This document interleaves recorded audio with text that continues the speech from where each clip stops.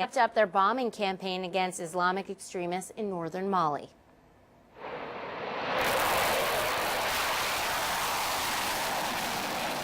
Despite the aerial attacks, Islamic insurgents seized a government-controlled territory early this morning. Mali's military is reeling, having lost control of many towns since the insurgency began almost a year ago. The French military arrived in the region last Friday and began launching airstrikes soon after.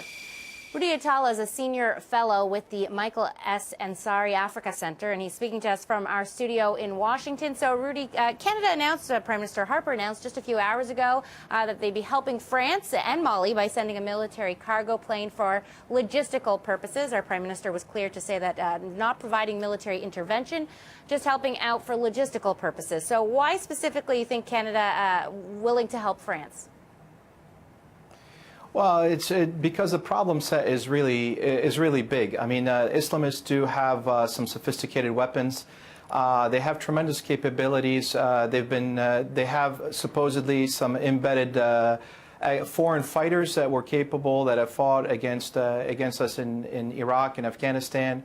And if this problem set continues to grow in northern part of Mali, it will definitely be a destabilizer for the region, especially for industries like oil and gas and various other types of businesses. A spokesperson for the Islamist militants has said that France will be dragged into a long, brutal war similar to what we saw in Afghanistan and Iraq. What's your response to that? Yeah, that's a fair point, and it's something really to carefully think about. If you look at the French population, approximately 10% is North African, one generation or another, and there are some who are sympathetic to the AQIM cause, or Al Qaeda in Islamic Maghreb.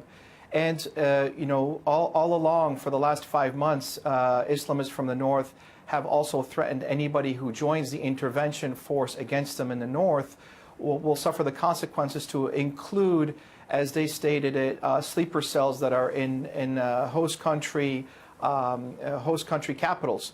So, the capacity is there. We've seen what AQIM has been able to do over the years in Algeria, and certainly they bring that capability potentially to bear in this fight. So we're talking about an insurgency war. But do the Islamist militants even have what it takes to defeat a country like France and Mali's military? It's not essentially like defeating in the sense, but we're talking about they can draw out this war, make it painfully expensive. And France, the last thing France needs is an expensive war. And they can also push up the casualty rates to such a point where the Islamists are willing to fight this over a long period of time, vice, France and other coalition forces, having to look at the long-term wear and tear that it's going to take on their militaries and the cost of having to fight this problem. Rudy, last week the chairperson of the African Union was meeting with our prime minister here in this country, and he was saying that what's going on in Mali is a global problem, and he specifically asked for Canada, along with other countries, to get involved and help militarily speaking. So I'm curious, why is France fighting this particular fight? I mean, we know that we're hearing from many African nations saying it's a global problem, we need lots of people to help, but why is France stepping up to the plate? Why are they getting involved in this conflict in the first place? Well, first of all, Mali is a French colony. Number two, I have about 6,000 French citizens in Bamako, and Mali had a coup in March of last year, and the current junta regime is in control. And within Malian military ranks, there's very low morale.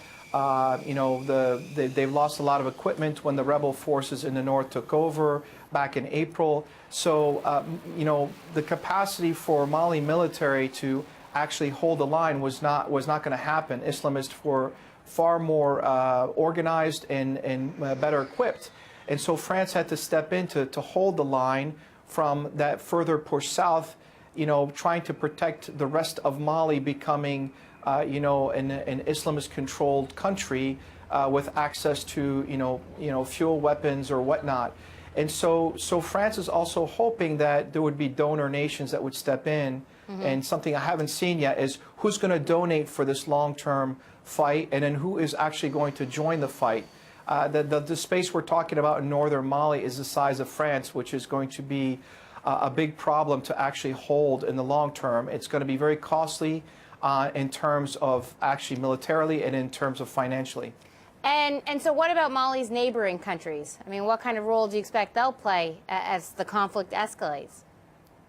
Well, they're very concerned. Mauritania, Niger, Burkina, everybody's concerned about the spillover into across their borders, and they have some sizable borders with not sophisticated capacities.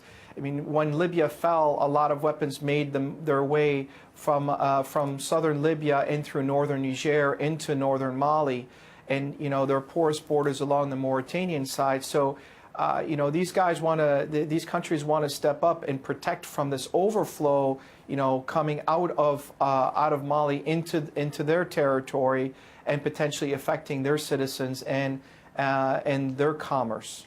It's an ongoing conversation. Rudy Atallah, Senior Fellow with the Michael S. Ansari Africa Center. Thank you so much.